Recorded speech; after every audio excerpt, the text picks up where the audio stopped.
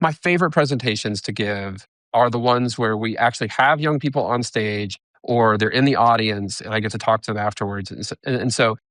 When we're doing stuff about youth and to hear them work through this in real time is really what informed that concept of a micronarrative, which is simply that, we were all told that postmodernism was going to be the death of the meta narrative, that it was going to be, that things like the American dream and Christianity and capitalism were all going to come crumbling down. And that when that happened, it was going to fragment into such a way of individualism.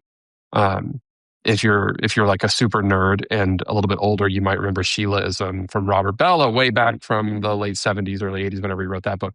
And I think that was like the thing that set people, in ministry kind of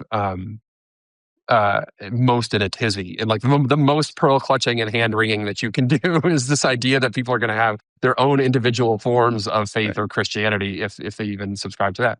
But that was not lining up with what I kept hearing from young people as they were trying to explain the story of their lives. And instead, what I kept hearing was not that like, oh, I'm this thing over here and I'm this thing over here. And, it was not fragmented.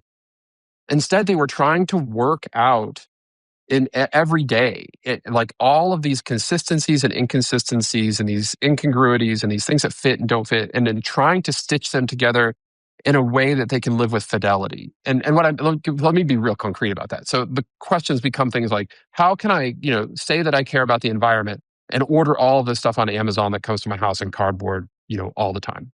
My son, for example, he was the only ally in his middle school LGBTQ plus group, and also, was involved in ministries that wouldn't necessarily be welcoming to those people. And watching him try to figure out, he's like, I find those, he's like finding life in God there in some of those scriptures, but not taking all of it because he can't, with good faith, go back to his friends and say, yeah, I, subscribe to all of that.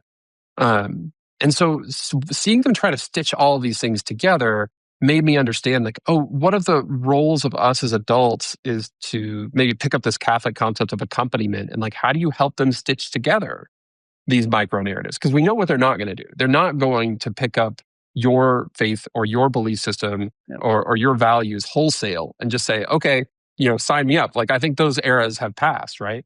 And so how do we sort of accompany them through the construction of these micro narratives so that they can live a life of faith, infidelity in all parts, not just segmenting them into various sort of institutional containers? Mm-hmm.